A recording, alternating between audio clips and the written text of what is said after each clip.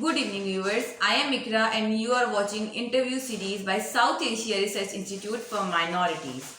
Today, I am having the honor of interviewing Mr. Mabrur Ahmed. Mr. Mabrur Ahmed is the founder and director of international human rights movement Restless Beings, a British charity, human rights activist organization, and alternative news agency. Mabrur has led this organization with its unique structure, refreshing campaigns, and creative approach. Restless Beings has successfully attracted change makers from across the world and secured powerful partnerships which have enabled the organization to deliver work that is often difficult in volatile environments.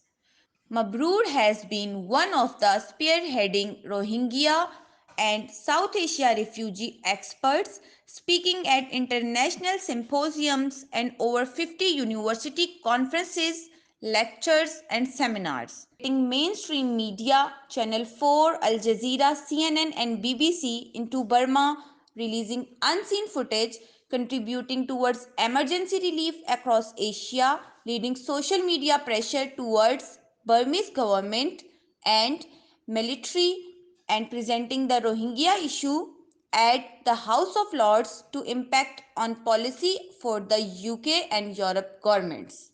Has been passionately championing the rights of the Rohingya for over a decade. His recent work includes research and advocacy for human rights freedoms in India, in particular in Assam and Punjab. First of all, we would like to know about Restless Beings. Kindly brief its objectives and accomplishments. Yeah, absolutely.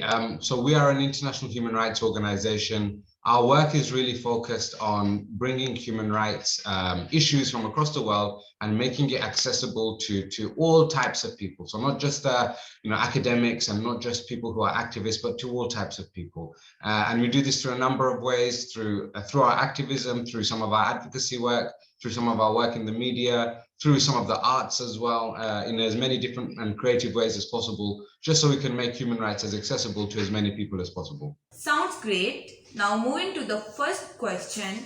In South Asia, people from minorities died at a higher rate than the general population during the previous waves of COVID. What is the situation in the current one? In one sense, COVID doesn't discriminate between class and between wealth and between minorities and between races, etc. But at the same time, what we can say is that people are put into unusual situations and unusual circumstances, which definitely spreads the virus more. And I think we've seen that with a lot of minorities across South Asia. So, for example, in the early days of 2020, when we saw across India a lot of the laborers coming from minority groups were forced to basically leave their work and return home, and that was in large swathes of people. And then we saw authorities actually mistreating them and dehumanizing them, and we saw images and videos of kind of disinfectant sprays on huge communities of people just walking back. And this kind of dehumanization really kind of works and is intertwined with the populist type of agenda that we see across many parts of the world, but particularly in South Asia and India especially. So my next question is, do you agree that Muslims in South Asia faced more oppression during the pandemic period than other minorities?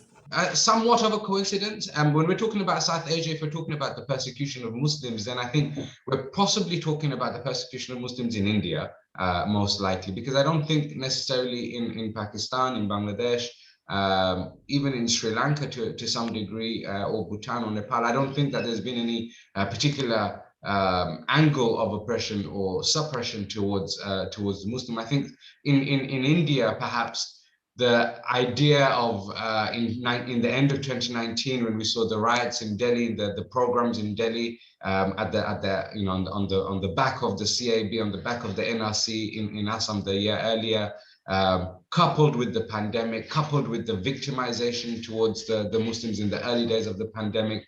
I think I remember seeing many reports of the pandemic growing in India because of the Tabligh Jamaat. But then, of course, even in recent times, very, very recently, we've seen the Kumbh Mela with more than 4 million worshippers turning up, and that hasn't really been pointed towards the blame of spreading the virus. So I think, I think the rhetoric in India generally is quite anti-Muslim, is quite Islamophobic.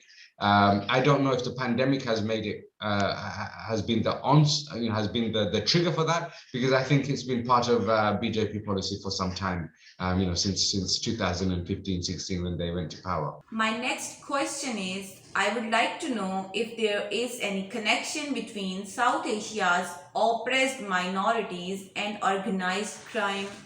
Look, I think when you're talking about minority communities, so whether that's a refugee community, whether that's a citizenship-less community, or whether it's just simply a minority community, I think generally what we tend to see in crime is that crime and criminals act on finding the most vulnerable in society. And sometimes the most vulnerable in society, it may be that you're looking at those who have mental health issues, those who are more vulnerable because they are outside of normal family units or something like this. But I think majority, when you're talking about minorities and when you're talking about refugees particularly, then we're talking about people who sometimes are quite desperate and are clinging on to some sort of identity or some sort of way to receive money or to receive livelihood support. And I think that makes them unfortunately ripe for organized crime. I think organized crime and organized criminals do look at minority groups in South Asia as well. We know across South Asia the labor market is strained because we have a lot of people, almost 2 billion people in South Asia. And from 2 billion people, there are almost everyone within that 2 billion population wants to work and not necessarily is able to work. So the demand for labor is not as high as the supply of labor. And so therefore, what that means is that the labor market and the labor force will move more and more towards doing virtually anything that they can get their hands on. And unfortunately, crime and organized criminals are profiteering of this sort of mentality and this sort of set of circumstances. Do you believe that national populism is relentless and that the left has yet to grasp it? Look, I think populism is a problem across the world, but I think populism is a result that comes from a changing mindset, from a changing mentality, from a changing world. It's not necessarily, look, the answer to populism isn't the left-wing version of populism, because all that will be is it will be another fire from another side. So you don't fight a fire with a fire. What you need to do in order to dampen populism really is to reduce, if you like, the agency of those who are willing to spread hate and vitriol and who are looking to gain and to profit off that hate and vitriol. And I think most of the time hate and vitriol comes and is allowed to spread because there is a lack of education or there is a lack of awareness. Now, we also have to understand that sometimes those conditions for a lack of awareness and a lack of education are not just accidental. They're not just consequential or as a result of years of oppression, but it's by design. And I think what we look at when we look at the way that the world operates today, with a sharp focus on fast consumption of news and media, fast consumption of even food, fast consumption of virtually everything, fashion, virtually everything that we do in life, this fast consumption lifestyle means that we're not able to actually spend enough time to understand and to contemplate and to be reflective of the present and the moment. And I think that is really what feeds populism, because the idea of populism is that we are able to turn community against community, and we are able to draw a cleavage towards an ideal identity or a perceived identity. And any identity has to be something which is perceived. All identities are created. There is no such thing as an identity that someone is born with as such, because when we're talking about identity within a nation state format or within the mainframe of a nation state, it is imagined.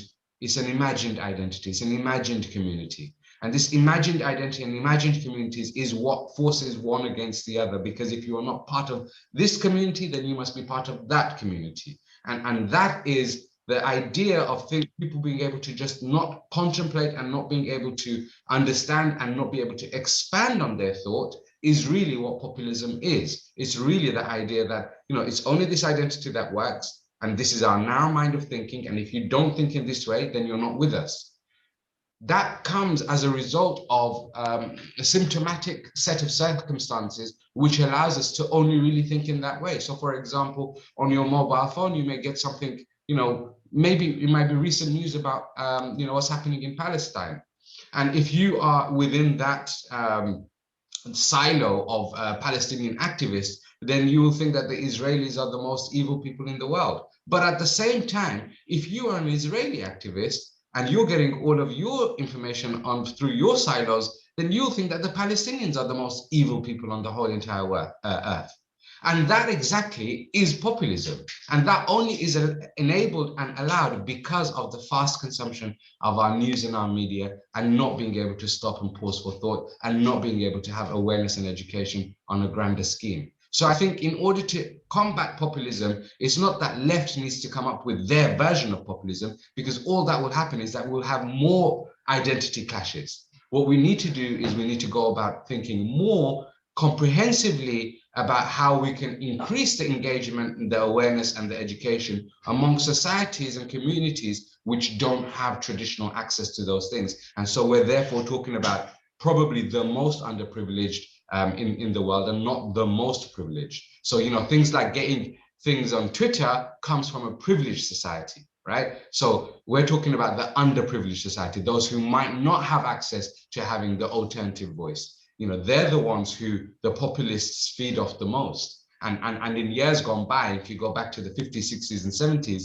that the right-wingers would have said that the communists fed off, So it's just a role reversal of that thing. My next question is, for the second year in a row, the US Commission on International Religious Freedom has recommended that India be added to a list of countries of particular concern, the CPCs, for the worst abuses of religious freedoms in 2020. Moreover, according to the South Asia State of Minorities Report 2019, discriminatory laws continue to deny marginalized groups, including religious minorities, official refugee or minority status.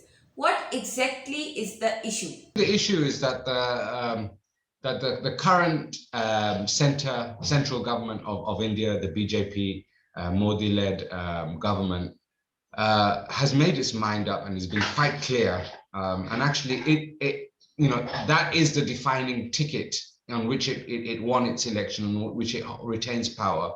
That BJP and therefore India will follow the Hindutva method, which is Hindi for Hindus for Hindustan. And what that means is, because again, coming back to my last answer, because it's really narrow, anything outside of that Hindi, Hindu, Hindustan now is an other, and anything that is now an other is now good game to be marginalized, is good game to be oppressed, and is good game to be turned against by civil society. So I think, when you look at things like the CAB, and you look at things like the NRC, these policies are designed to otherize. These policies are designed to say, this is the identity of what we want India to be, and if you are not part of this identity, then to a degree you're not welcome, and even if you are welcome, then we're going to make your life increasingly more difficult.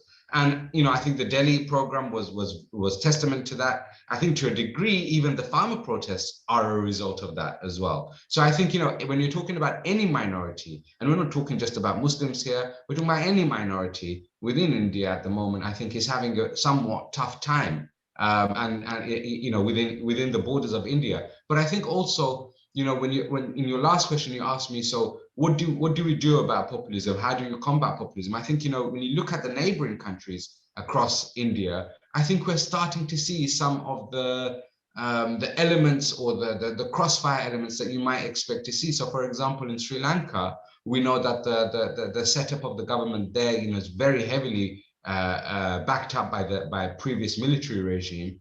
We're starting to see the same sorts of things in Sri Lanka as we have experienced in India. And even when you look at, for example, Bangladesh in recent times, after Modi's visit, we have seen quite a lot of aggression, firstly from a Muslim side towards the central government, and then from the central government towards the majority Muslims as well. So I think, Pakistan hasn't exactly covered itself in glory in recent times either, sometimes making comments and statements about the Rohingya, but sometimes forgetting to make comments and statements about the Uyghur genocide. This kind of duality doesn't do Pakistan any favors either. And so what we see across the entire region really is governance which is not necessarily massively strong, and it's not massively popular, and it doesn't retain long support. And actually, to be honest with you, India and the BJP government probably has the most sustained support, because it can virtually win any election that it's sitting in. So even in these recent state elections, we saw BJP have done relatively well.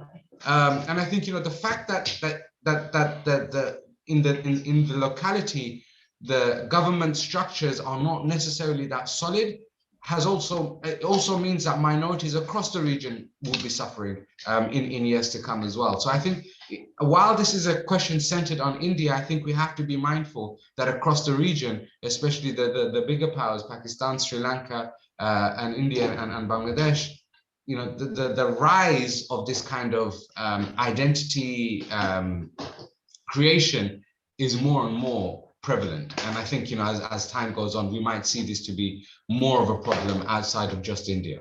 So, what can be done to counter and discourage acts of bigotry and hate speech against minorities? Again, I come back to my previous answer, which is, I think, awareness, engagement, and education. But when you're talking again about a nation state setup, in a nation state setup, the power is held purely and squarely by the government or the governance structure who is part of that nation state. So if there's going to be any education, if there's going to be any engagement, and if there's going to be any kind of awareness raising, it has to be a government-led initiative, unfortunately. But also I can say that I don't think that any government around the world is particularly interested in trying to increase the minority engagement, awareness, and education. And I think, therefore, it has to come from civil society. So, for example, groups like yours, SARIM, and I suppose groups like ours, Restless Beings,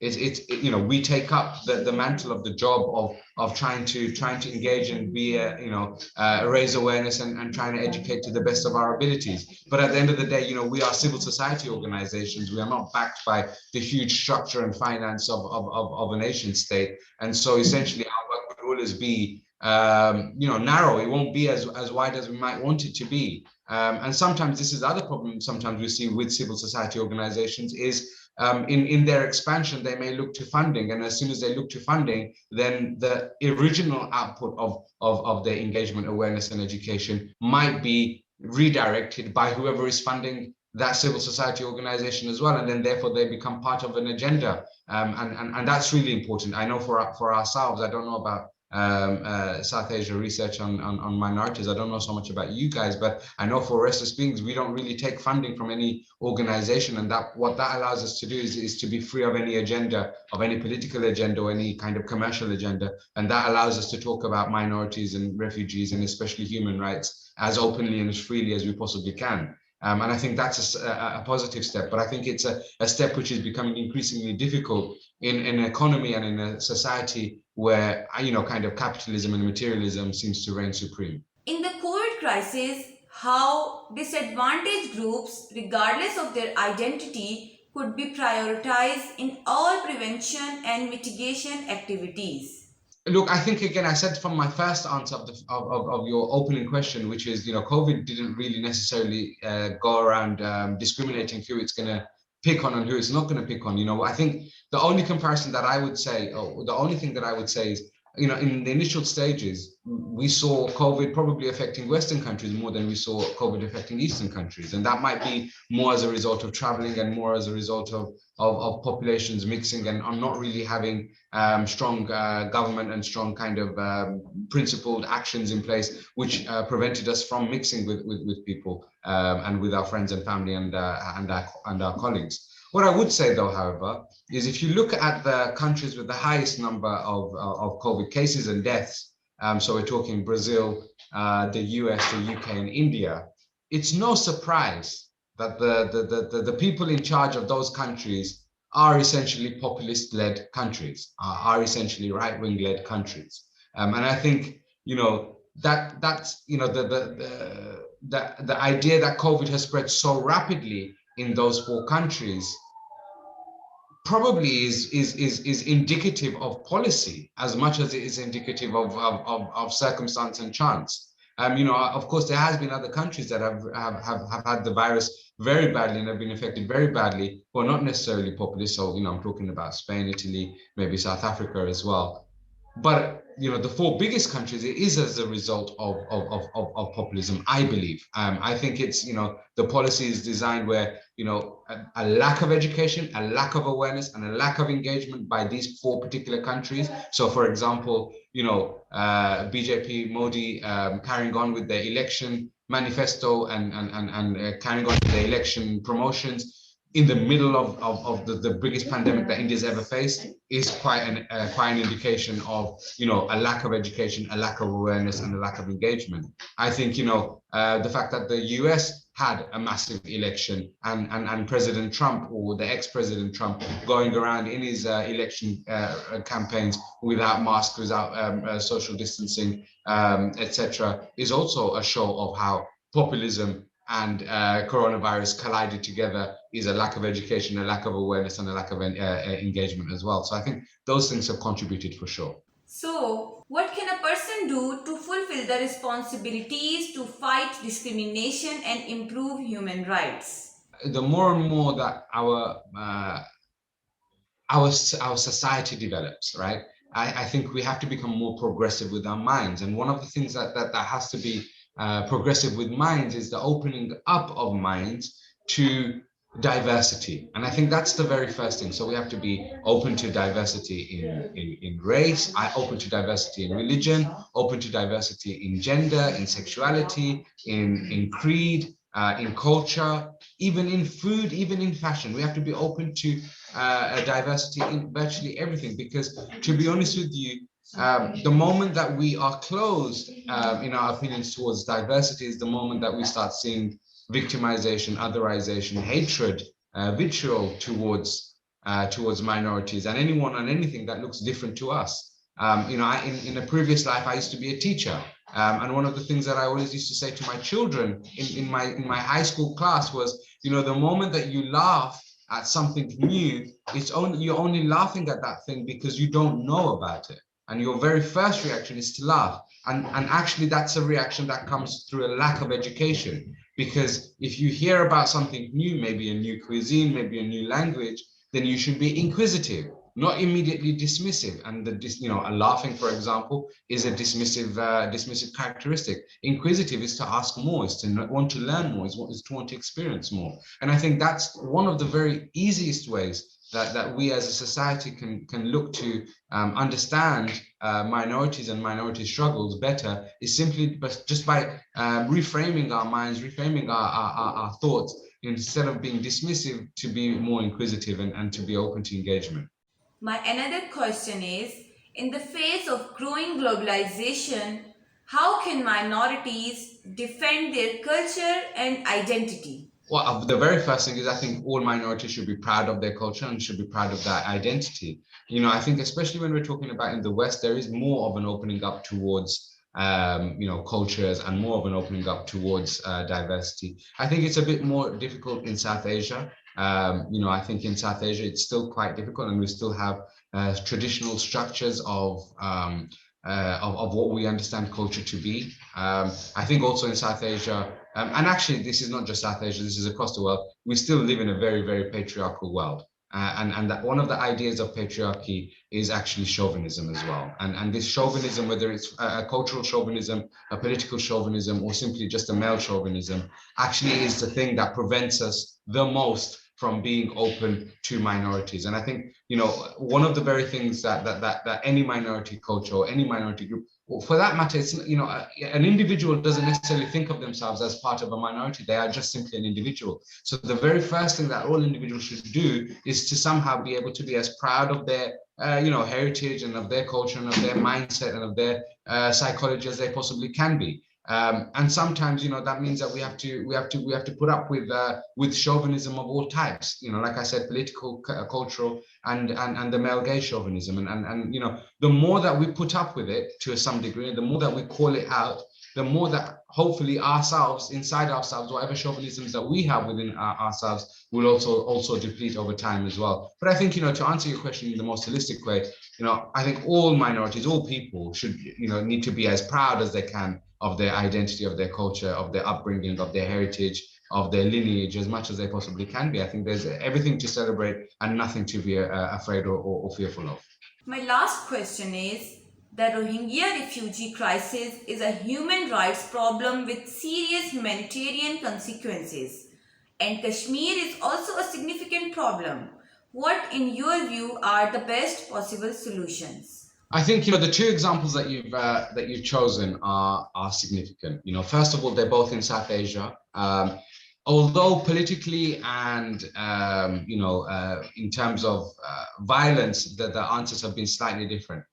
So far as the Rohingya are concerned, they've been on the back of a slow genocide for the past 60 years. And so far as the Kashmiris are concerned, they've been on the back of kind of a neocolonial imperialism by India and somewhat to a degree by Pakistan as well. Their land has literally been taken over and has been assumed to be part of another territory.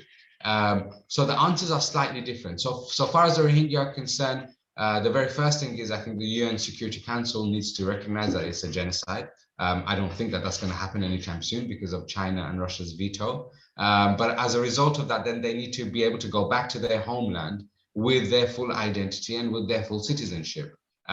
So there's a number of steps that need to happen in order for that to proceed. And the first step is for the UN Security Council and the UN as a whole to recognize that a genocide has been committed against the Rohingya people. That's the first step. The second step that comes after that is some degree of a regime change, which we're already starting to see in Myanmar. But I'm not sure if it's necessarily going to be the regime change that will welcome the Rohingya back, but it looks like there is a regime change happening within Myanmar. So the international community definitely needs to support any positive change that happens there away from the junta of Burma all these years.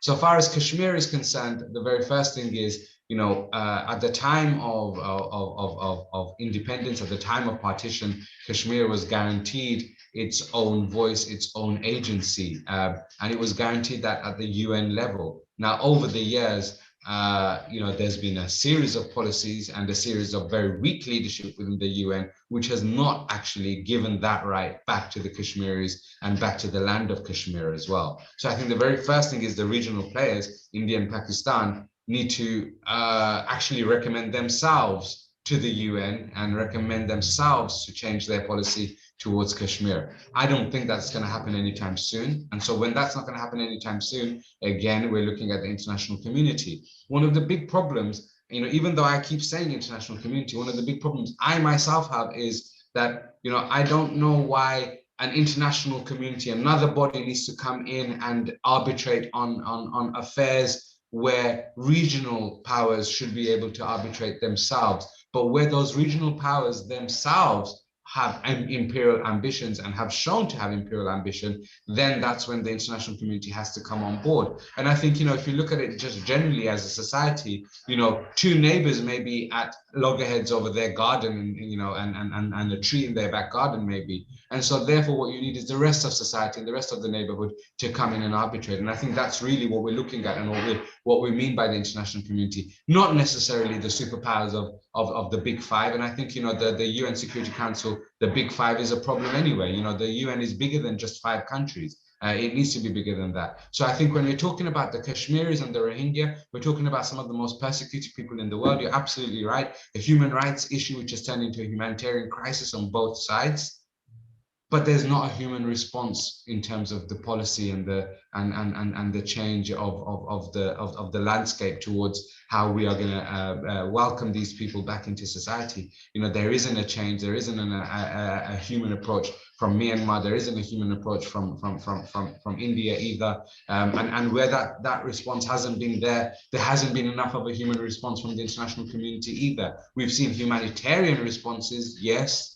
Humanitarian response looks like money. Humanitarian response sometimes looks like protests, sometimes looks like news coverage. But human response is more than that. And I think that's what is lacking in both of these cases and situations. Thank you for being so generous with your time. It was great pleasure speaking with you today. Finally, I would like to emphasize that minority rights are not advantages but rather a means of ensuring equal respect for members of various cultures during this pandemic. These rights are intended to protect vulnerable communities and to achieve a minimum degree of equality in the exercise of civil and constitutional rights for all members of society.